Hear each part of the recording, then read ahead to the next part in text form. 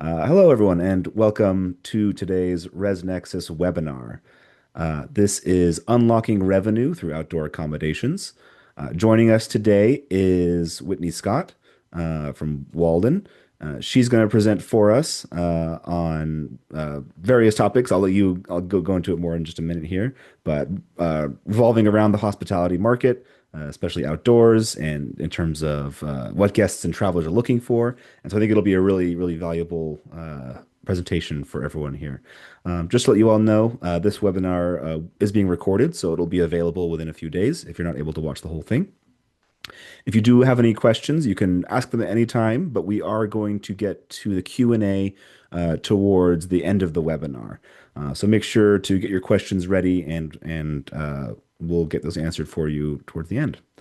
I think that is all of my introductory business. So I'm going to go ahead and give my voice a rest, and I'll let Whitney take over. So thanks so much for joining us, Whitney.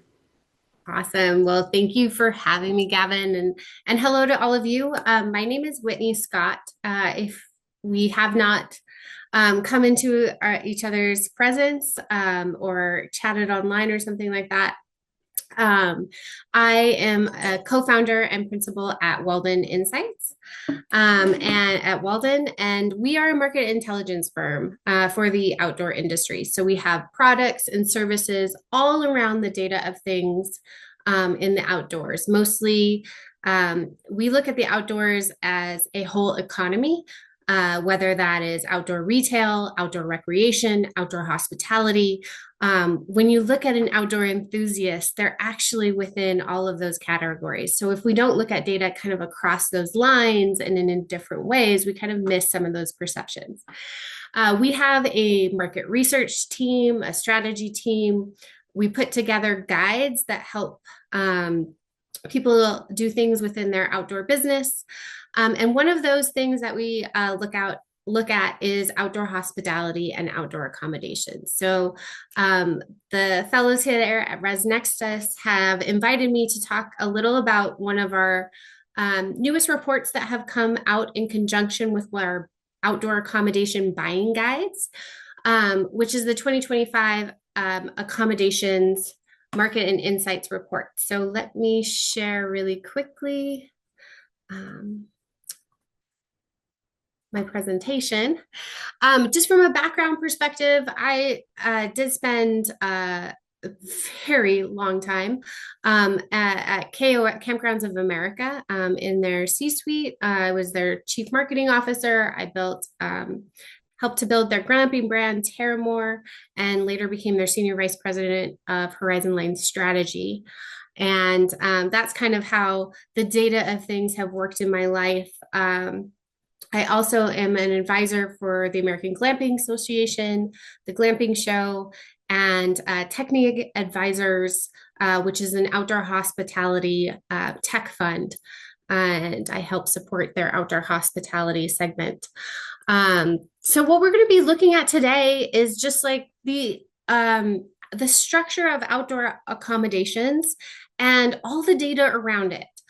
Because whether you own a hotel, you own a campground, you have some private land, and are really interested, whether you're like, I'm interested in a yurt, or I'm interested in this glamping thing, or I'm just really interested in making more revenue in what I'm already doing, outdoor accommodations, what we call the entire group of kind of single unit accommodations that you can add on to things or build around. It's a growing business and they're revenue drivers. So what we want to talk about is kind of the complexity and things around it, not just from one avenue of perception, but we're going to look about consumers. So people who are staying in outdoor accommodations, what they think about them, what they like, how they choose them from a destination perspective, and how you can take those learnings into your own strategy and work. We're going to look at what you all say. So we've done some research within kind of your competitive sector, people that have outdoor accommodations or are thinking about outdoor accommodations, what they're looking at doing, what they're concerned about, what they think of them, what kind of hurdles they're coming against in the operations of them, and kind of where the market is going. What does this all mean from a bigger expanse perspective? The great thing, as Gavin said, is this is taped. So I know it's over some people's lunch hours and people have to wrench. It's taped. I'm going to say it right at the beginning, at the end of this presentation. There is a QR code where you can actually go download the report for free from ResNexus for ResNexus customers and followers.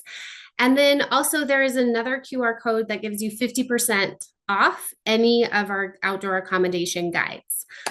So whether you're looking at unique accommodations or cabins or tents, or maybe all three of them, you can get 50% off that guide. So definitely check that out if you are interested, and visit us at waldeninsights.com. So diving in just a little bit, that's just explaining who I am again. I'm Whitney, and I have a co-founder named Josh. So one of the things we noticed from our own operations in previous jobs is that the outdoor accommodation world is very segmented, it is very niche. And what we wanted to do is really look at it in its totality and say, just how big is this market across North America? And we set up. Let's see. We may be experiencing a connection issue. All right, looks like we've got you back. Oh my gosh. Uh, so sorry. That's all right. Probably top five most embarrassing things that have ever happened to me before: shutting down my own webinar. That's great. Oh, I assume the internet just dropped out or something, but we got you back, so no worries. No, I literally pressed exit accidentally. I So, see. thanks everybody. Quick, quick break. Give everyone a We're all moment. human, right, guys? That's right. Yes. Okay, so let's do this again. So we are moving forward. So there's actually 484 manufacturers of outdoor accommodations just in the United States, which is really amazing. It's across, or not in the United States, North America. That includes Canada, United States, and Mexico. So really that was important to us is, especially in times when we're looking at supply chains and tariffs and all sorts of fun stuff from an economy perspective, it's really important to know that you can most likely get what you need right here from North America. Whether you're in Canada, United States, or Mexico. And just from like a lead time perspective, that's super helpful as well. The great thing about outdoor accommodations, and this is something that is proprietary to Walden, we had to do a lot of work to get this number, is that a lot of what we look at from a camping perspective when they're talking about people staying in accommodations, or a glamping perspective, they're only looking in their niche. So a lot of like glamping reports, and listen, I'm on the board of the Glamping Association as well as the Glamping Show. But a lot of glamping data ask consumers if they've gone glamping. And so we all have our perceptions of what that is. And we also have our own personal beliefs of what that is. And so the number is often very small. Plus, it only came really about in the last decade. So when we take out the term glamping and you just ask someone if they've ever stayed in a small single unit outdoor accommodation, like a yurt, a kit, like a kit cabin, a log cabin, and things like that, you actually find that about 60% of the leisure travel market has stayed in some sort of outdoor accommodation, especially over the last 10 years with when we had COVID. A lot more people were trying to find more single unit type of accommodations. They got into the outdoors. The surge of outdoor accommodation is tied to that rising demand in ecotourism, glamping, and unique travel experiences, but we have to see it in its totality. So it's actually a really big and robust market. Kind of when you look at it outside of some of the niches that look at it from their own perspective, which is glamping or camping. Agritourism is one that kind of looks at it from their own perspective sometimes. But when you kind of look at it across, it's actually quite large. So this report, it covers the overview of North American outdoor accommodations. We look at the end consumer and their perceptions, and then I brought in some bonus data for you all, just kind of around the amenity of things that complement outdoor accommodations. And then insights, like I talked about from your competitive set as well, people that implement these across their types of business. And I really want to stick there on the types of business because this is not about just campgrounds. This is not just about glamp grounds. This is a business model decision is outdoor accommodations can really fit into any type of business model. We see a lot of hotels these days that are adding outdoor accommodations to properties because, you know, one, people want more privacy. They want more kind of exclusiveness. They want to maximize on their land.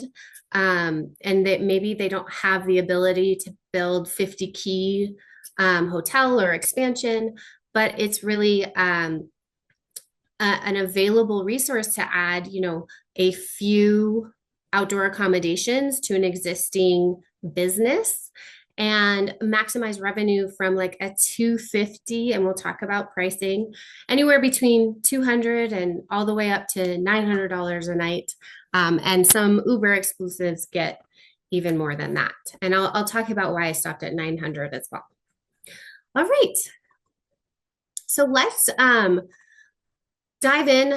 We have three primary categories that we look at outdoor accommodations. We look at tents, cabins, and unique accommodations. Inside tents is really anything that has a canvas structure. It might have some hard-sidedness to it, but most of it has canvas tents and is peaked. Cabins is all hard-sided structures. And they're widely available and have the most demand, also the most supply out there.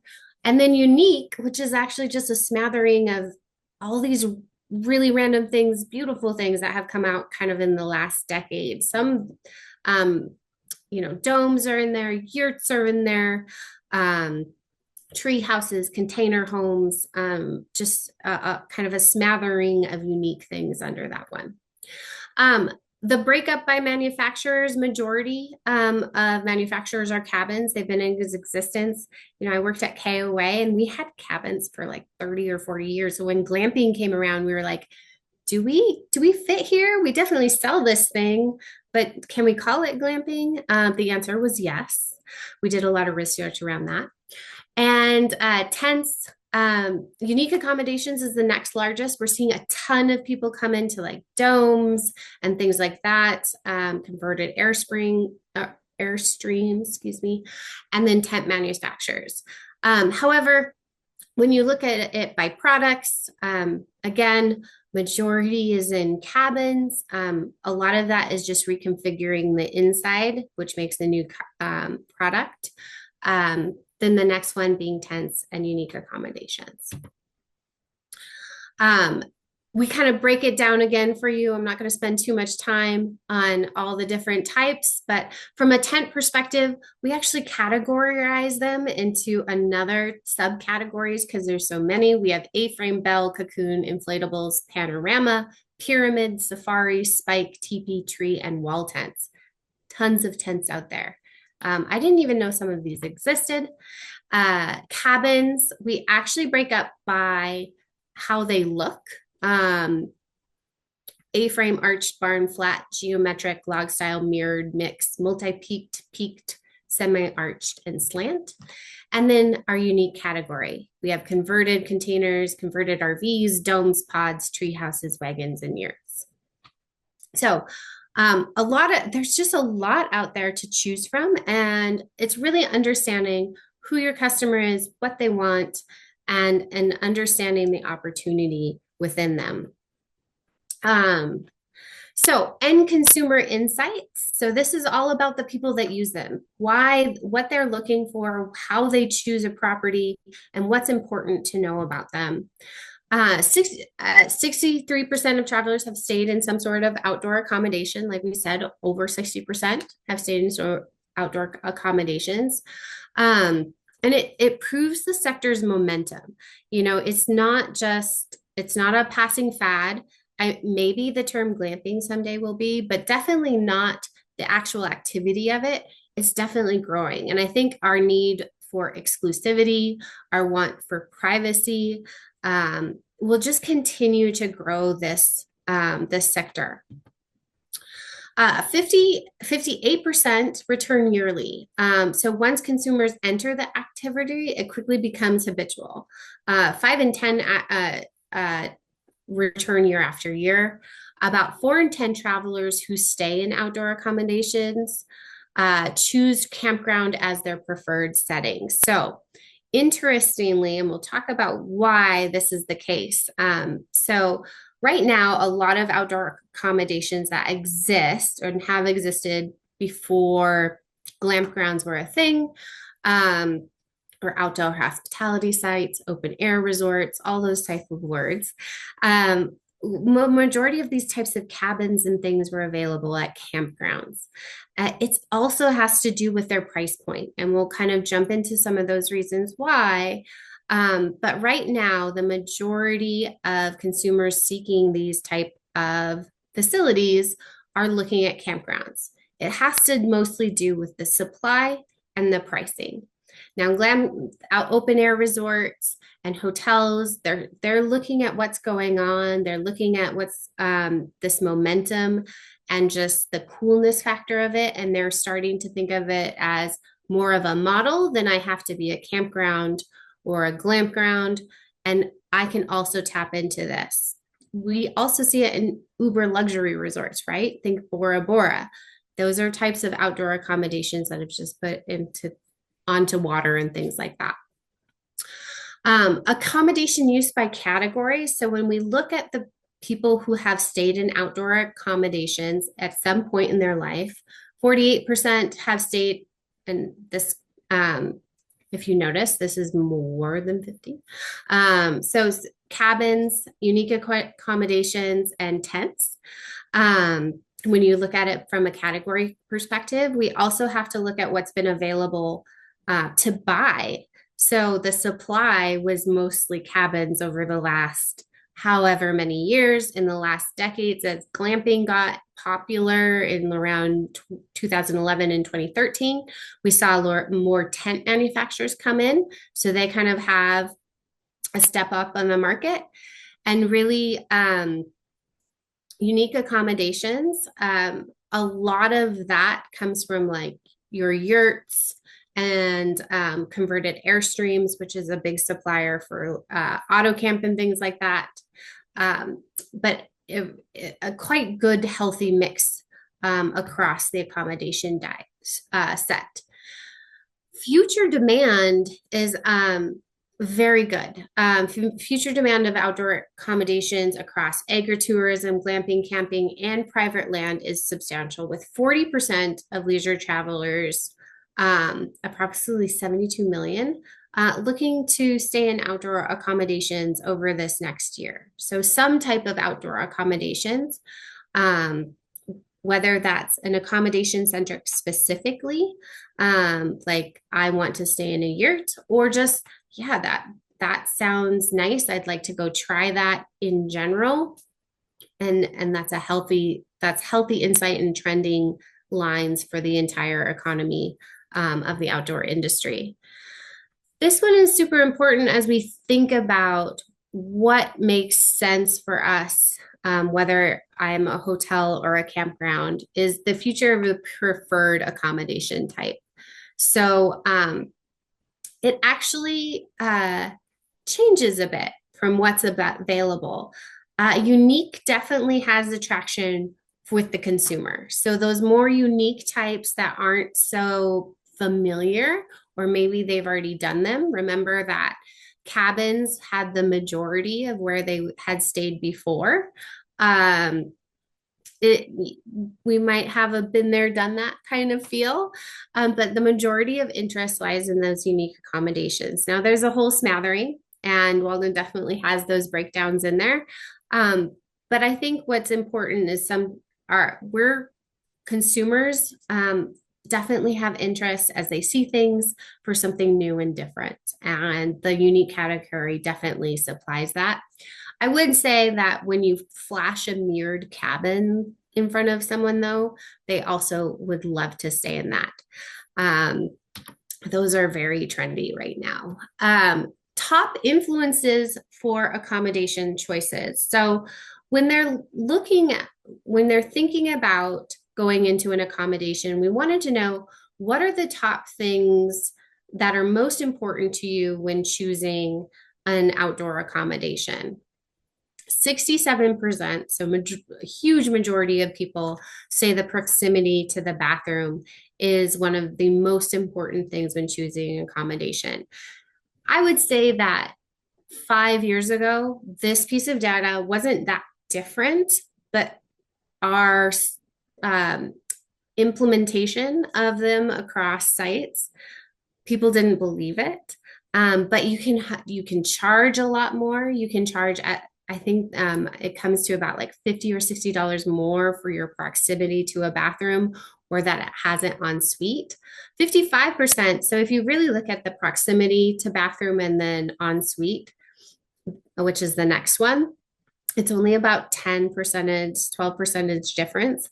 What you really can take from that is about 55% of that 67% said it's not just proximity, it's that I need the bathroom in my accommodation. So hugely important, especially campgrounds thinking, sometimes campgrounds are thinking if I put a tent out there where I know I can't put sewer because of some sort of permitting perspective, it's not that you can't do it, it's that you're looking at your TAM, your total addressable market, and you're reducing it about 50.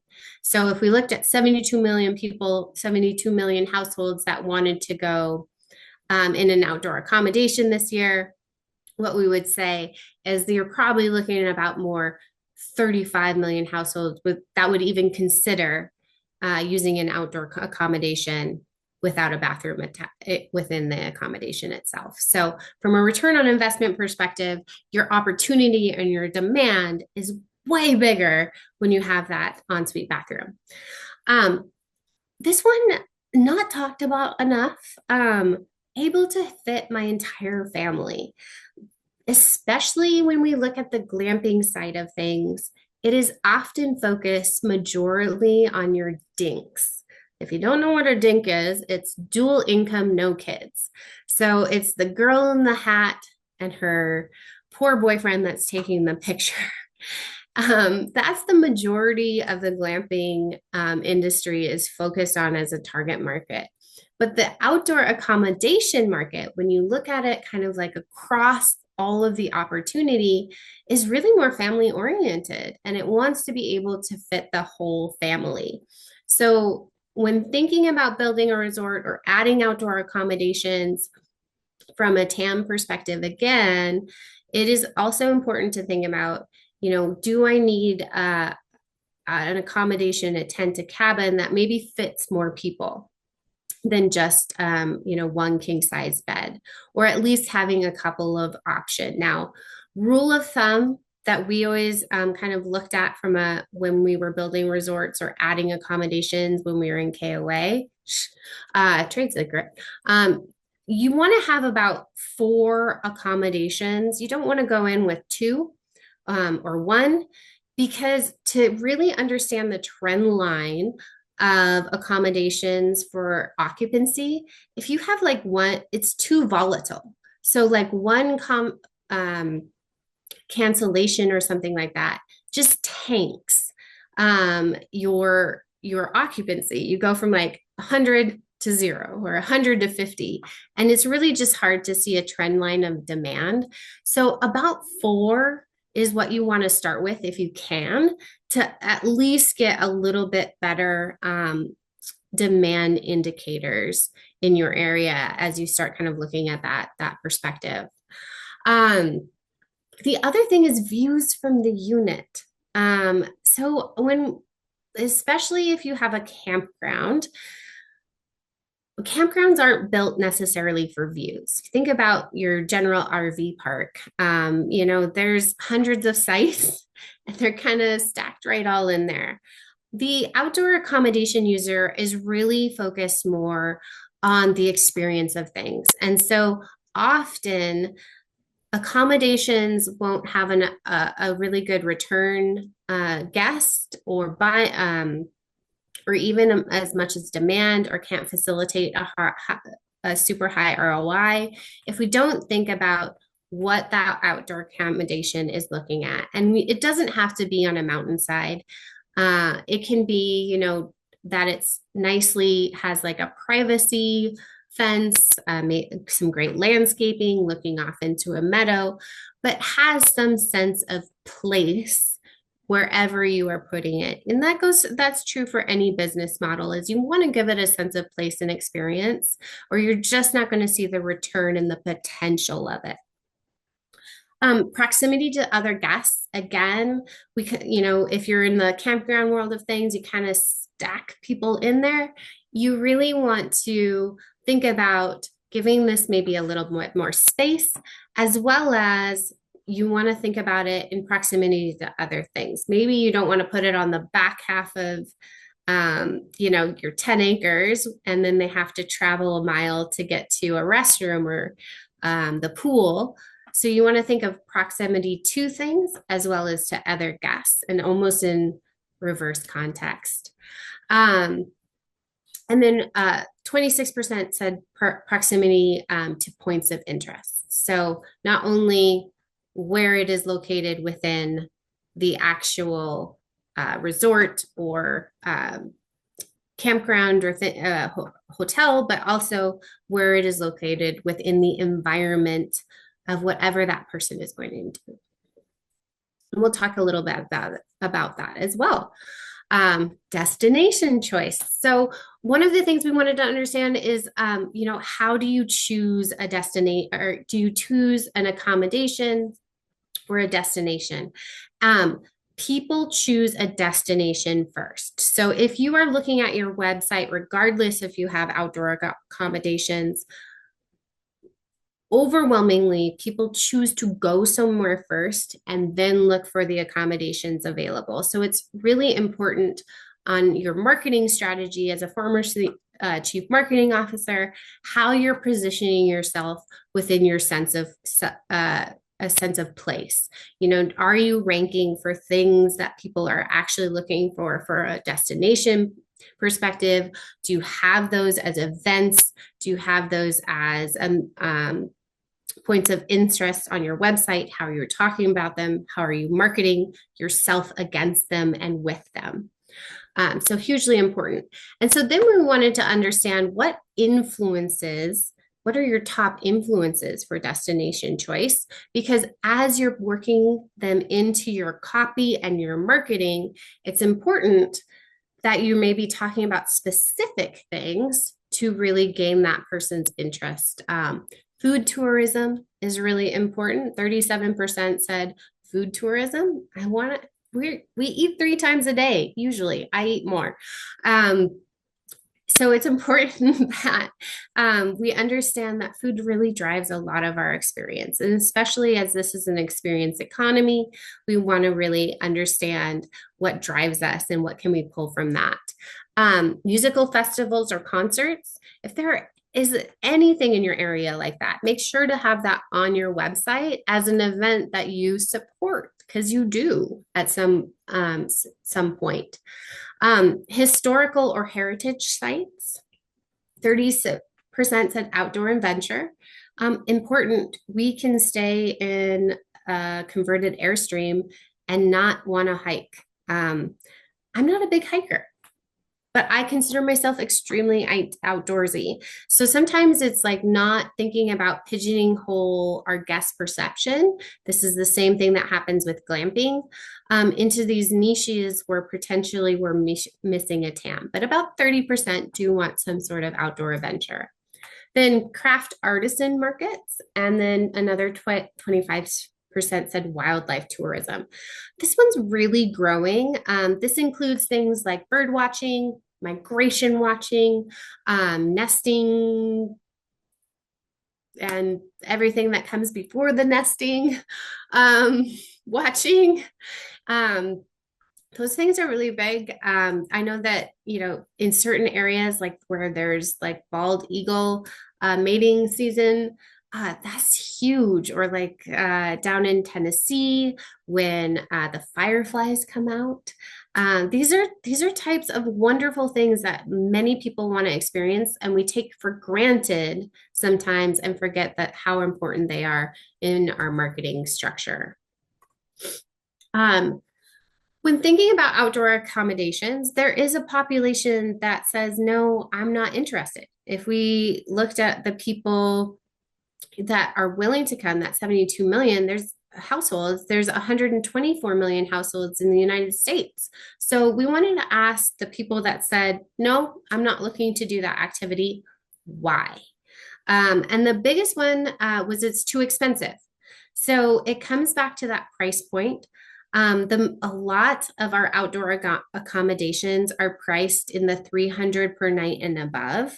Um, and really, if you think about it yourself and what you make, um, when we look at hospitality data, the it takes about $150,000 a year, um, for household income to feel comfortable at a $250 per night hotel, for a vacation. Is So think about that correlation in population standards and addressable TAM.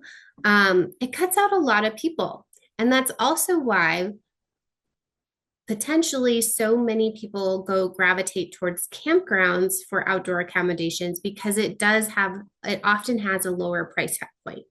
Outdoor accommodations on campgrounds, because of the economies of scale that happen there, can charge anywhere between, 100 and $200 a night, which makes it much more affordable. The next one is it's too outdoorsy. This goes back to our last comment, is just because I want to stay in a really amazing safari tent does not mean I am want to be hiking and cutting wood and, name another outdoor activity.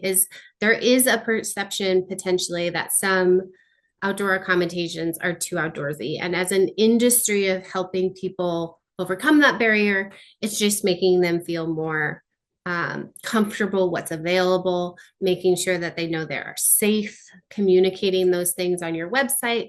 A lot of things that we got at our glamping brand at KOA, Terramore, was like, are there locks on the tents? There were not. But we communicated how you could close them. Were there safety boxes, which there were, and we also had some in the lodge if you wanted added safety. What were there critters and things like that? Is like how to communicate the things that sometimes people have a barrier to, just in your general flow. Unfamiliar and don't know where to start. Isn't that interesting? As people are like, I just don't know enough about it. And so, this is where hotels and brands that are existing really have the upper hand. Is when we look at data, and you can find this more in the overall report, is that people would actually prefer to book an outdoor accommodation from a major brand like Marriott, Disney, etc. Outdoor Collection, Marriott. That was smart, for those of you that know that they just came out with our outdoor collection. And then also that they also would do it from a hotel, because they just feel like they're more familiar, and they're also they also have just like a trust factor with the overall facility of it. Um, then 12% said not outdoorsy enough. And those people, they are the backpackers. They don't glamp. They are against the word glamping, but they often do use outdoor accommodations. So they're the people that will not book something called glamping, but will rent a rustic cabin, in the national forest or something like that. So technically they're using an outdoor accommodation, but they do not glamp. Cost is the biggest barrier. So $350 is the average marketed daily rate in the US for outdoor accommodations. And yet, when we look at the willingness to pay by the intended market, which is consumers that are looking to go into outdoor accommodations, the majority really is below 250. When you get into the upper echelons, there's still a lot of demand there, and there's, from an opportunity perspective, still growth in those upper areas. Maybe some areas are coming a little saturated. You could say maybe in your Moabs or hill country or something like that. But really, across the nation, when you look at the supply of hotel rooms to glamping units, there's healthy space of opportunity almost everywhere. But really, a lot of the TAM that want to go sit in a lower price point. Interesting. Now, this is willingness to pay, and maybe for some special events like a honeymoon or something like that, they would go into those upper criteria or upper price points. But really, just from like a basic travel perspective, that's the price point. Okay, I just realized I don't have the Q&A open now since I came back to you all. So let me see if there's anything. Nope, we're good from the questions. Remember, as I go through, if you do have a question, please put it in the Q&A area, and I will be happy to answer it. So from an outdoor hospitality owner insight perspective, oh, I have some bonus stuff for you guys. I forgot. So from a consumer standpoint, I wanted to also bring in some more amenity-based items. I know a lot of you might not be specifically interested in outdoor accommodations, so I brought in some amenities, things that we are looking for, from just like a campground, hotel, just general leisure perspective, guest services that consumers love. So this was the exact piece of market research that we were doing. We asked them what they really love from a guest services perspective. Complimentary welcome kit came number one, with 42% saying that was what they absolutely loved.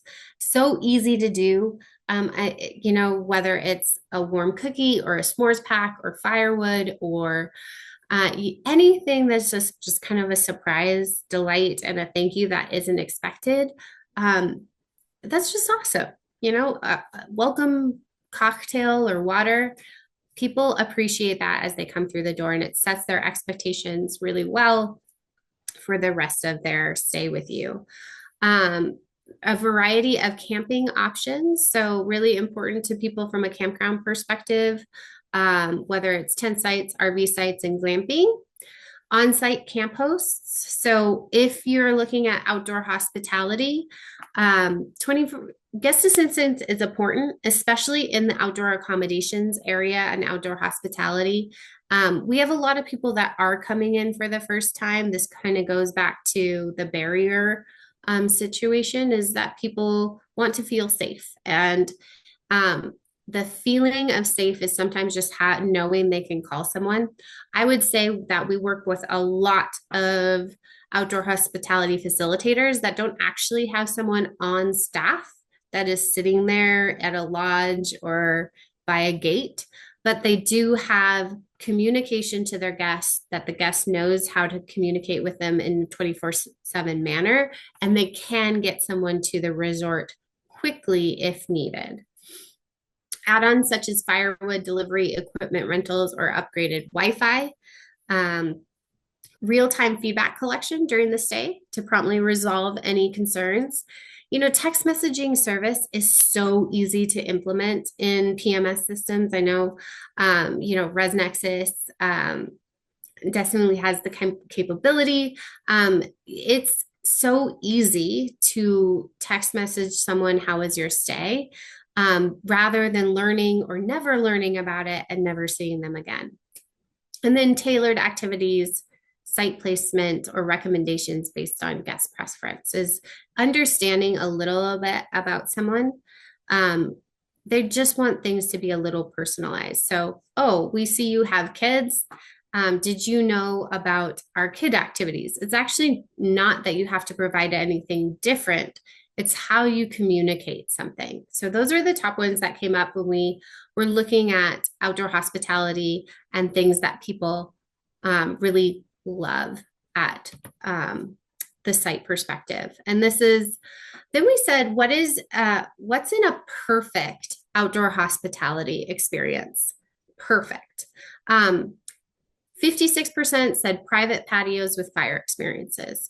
I think as we look at outdoor accommodations and having that privacy, we are people of the past. We came together around fires years and years and centuries ago, and we still want to do it today.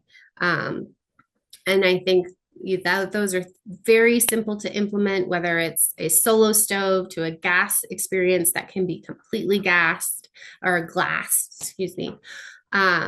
It is truly important. And I think you've probably seen it in your own resorts, hotels, etc. Fire just draws people to it.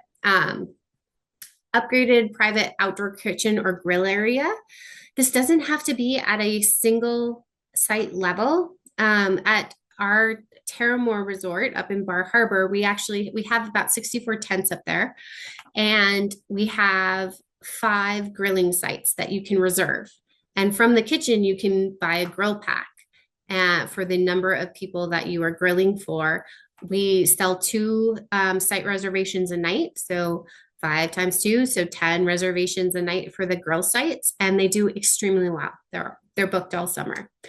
Adventure recreation amenities like zip lines or rope courses. Remember, this is perfect, but these are definitely things people are looking to find. And when we go back to the family type of things, people really do look for things for their entire family to do.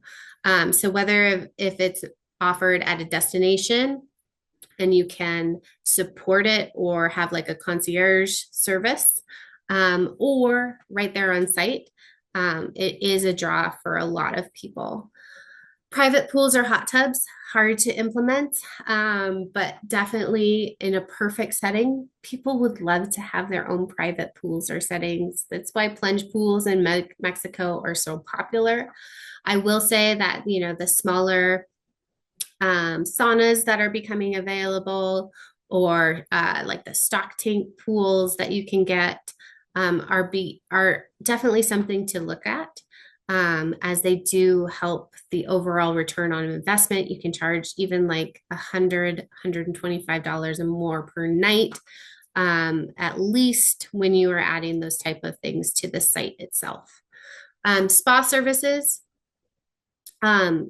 becoming more and more popular. You don't have to have a full-on spa. You can contract out and have just spa facilities, or request that you can have a masseuse come in for booked people, but it's definitely becoming more and more not even wanted, but sometimes expected in certain places. Luxury accommodations. With luxury accommodations, high-end finishes, high-end linens, those are things that people are looking for. Now, depending on that price point, hard to provide sometimes. when we looked at what does a luxury accommodation actually mean, so we dug into that one a little more. Um, Premium furnishings came from 71%. So if you're going to say that you have a luxury accommodation, whether that is even in a hotel room, an outdoor accommodation, a campground, really what you want to focus on, 71% said premium furnishings. You want high quality beds, fireplace, or decorating designer decor. Um, Very important. Private bathrooms with spa-like features came in at 31%. So we're looking at rain showers, heated floors, soaking tubs. Really, we do care about how the bathroom looks and feels. The number one thing at campgrounds that will make or break you is your bathroom. If you're known for dirty bathrooms, that's not a good thing. Um, Fully equipped kitchens or kitchenettes, the 20%. And then scenic views, 20% have said, what makes a luxury accommodation is the view, like whether it's in a tree house, water facing cabins, stargazing domes. These things are often what people are looking to add to their accommodation. It's not just the finishings alone. I did do a LinkedIn said and post and said to my whole network, you can follow me on LinkedIn at Whitney Scott. What is the most important amenity to you? LinkedIn only allows for 4 answers. Interesting enough, nature trail and access, 60% over food service offering, which was the next highest. We'll get to that. Pool or water feature or retail store. So from like big brush amenities, being able to access nature trails now, or have access to nature trails or nature trails on site, hugely important. Even like walking trails. I don't know if any of you from like a resort perspective, just being able to like walk around a resort in a nicely landscaped area, that really raises guests' preference, feedback, and return. Just the feeling of something, being able to walk in nature. We just crave that as humans. Food service offering is next. Again, I think sometimes we forget just how much we eat. Let that sit with us, especially as going into the holidays. We eat a lot and it's important to us. And so even if you don't supply food service, if you don't have a full restaurant, I think being intentional about how you're communicating to people about eating, that can make your or break your guest booking with you as well as returning with you. I literally was on a Zoom call with a woman who was staying at the coolest tree house I had ever seen. I won't tell you which one because I don't want to get in trouble with the owners. And she was like, yeah, it's really, really cool, isn't it? And she was looking up behind her and she goes, I'll never come back. And I was like, why? And she goes, there's nothing to eat here. And I didn't know that there were no cooking amenities. And she was said, I went to the owners and said, how do we eat? And they literally gave me takeout menus. And she's like, it just ruined the experience for us. So I think sometimes it's just about thinking a little intentionally of how we're communicating what to eat, where to eat, what's provided, and then working that into the overall programming of the resort. I am talking a ton, which almost defeats the ability to get through the entire thing. I think one of the things I want to stop right here. When we get into the competitive set, now again, you guys have this entire report and more for free at waldeninsight.com with your QR code and promo code. That's at the end of this. But competitors, years ago, people were choosing outdoor accommodations mainly from budget and shipping time. Like, does it fit my budget and can I get it when I want to put it in? And that is changing significantly over the last over the last couple of years. And they're saying their next purchase is really going to be about guest appeal, which is the right way to choose. You don't want to buy an outdoor accommodation if your guest doesn't want that type. So that's where, the accommodation guides can be really helpful and point you in the right directions of what people really want to stay in. And something, this type presentation as well. What should it be outfitted with? How do I market it? What should I think about to really get that overall return? If you're looking to make that $300 a night, you really want to think about that luxury feel, those luxury finishings, those added services. Think about food service and how you're at least communicating it within the environment of it. I'm going to jump. I'm sorry, I'm a talker. So that you have your QR code here, to download the full accommodation report for free with Res Insight 100 at waldeninsight.com, as well as the buying guide. Any of our buying guides, you can get 50% off through the month of December. Happy holidays.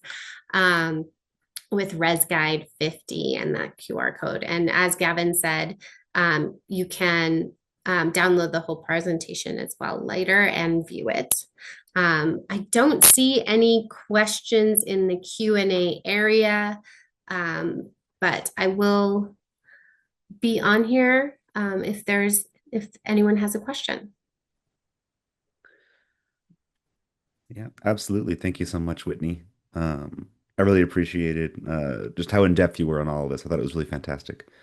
Just a couple call-outs I wanted to make of things I found really interesting were you talking about segmenting your audience with different kinds of families you're looking at and how that can inform your accommodations. Things like dual income, no kids versus families.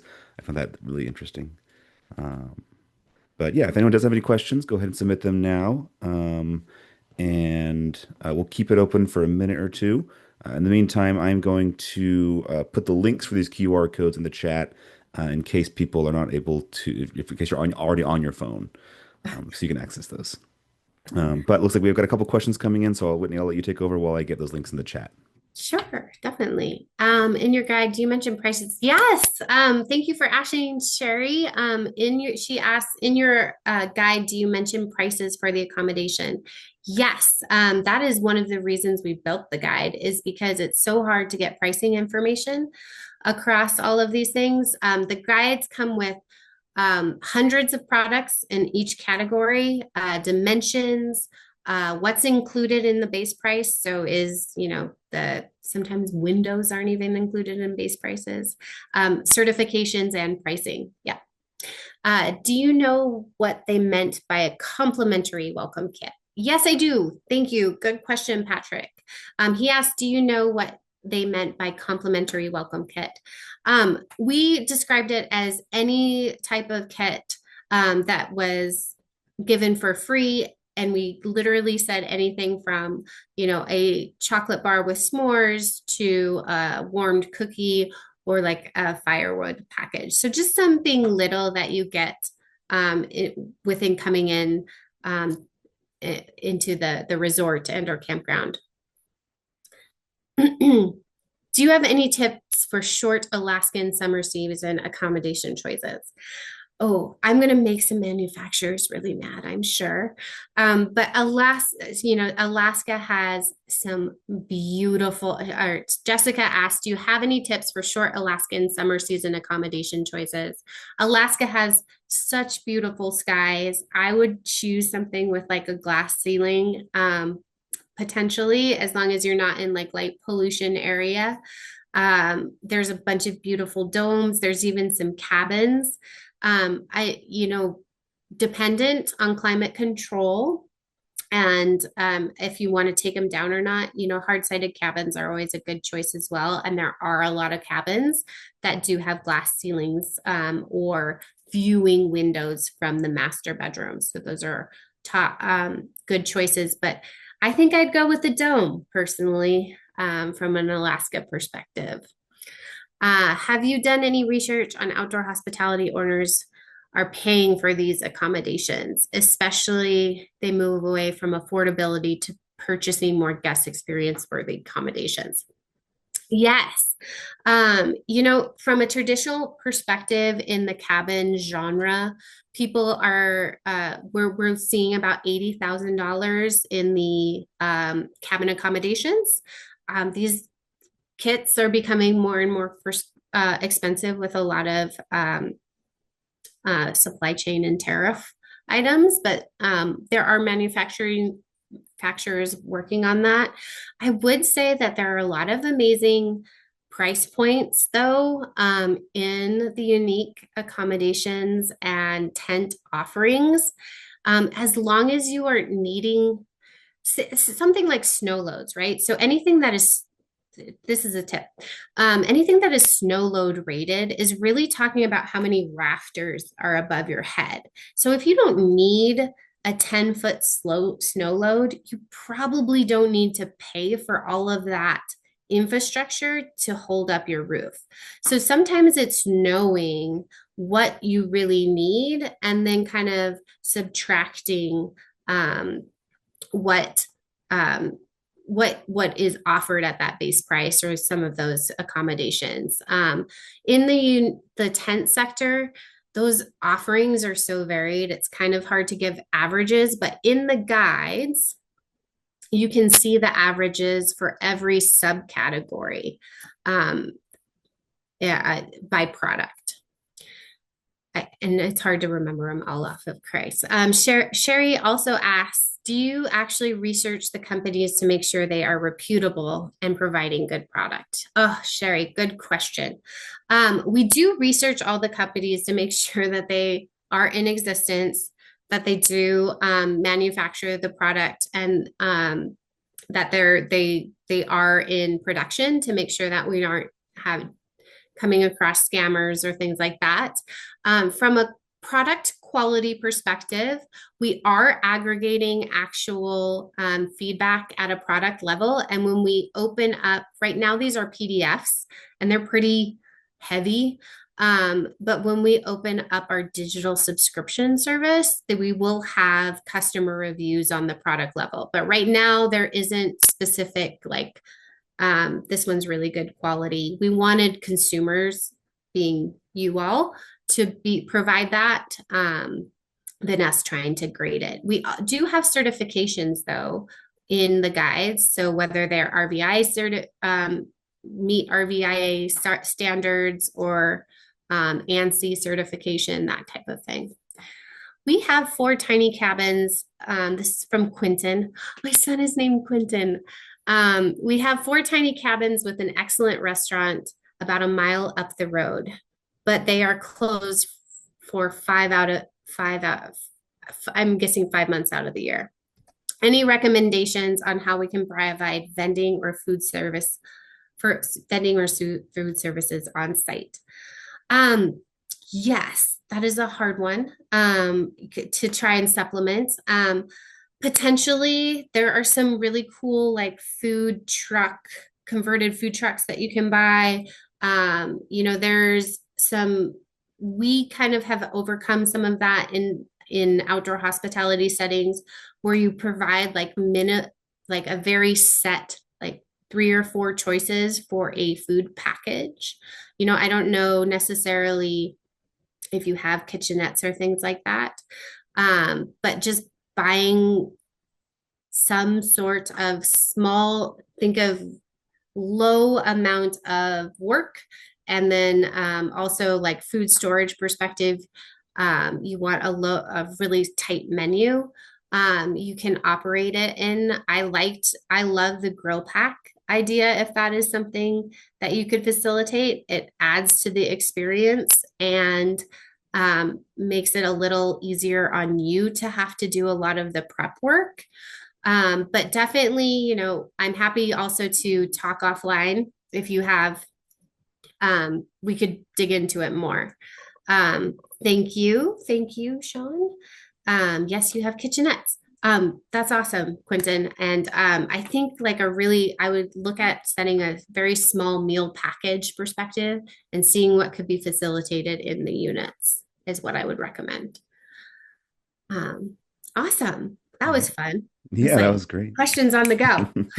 That was awesome. Really quickly, will you just go back one more slide? Is it a different promo code for the other? Oh, yes. Okay, Res Yes. Guide 50. Just want to make sure that everyone is able to see that. Res Yes. Guide 50. And so this one is the 50% off for any guide, and then Res Insight 100 for the For the, report. yep. Yes. Okay. All right. So go ahead and grab those from chat as we're signing off here in a minute.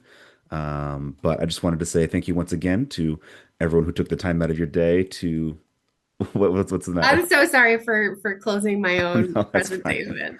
No, that's just fine. No harm done. Um, but yeah, absolutely. Thank you to everyone who showed up to attend the webinar. We really appreciate it. Any final words before we sign off for today, Whitney?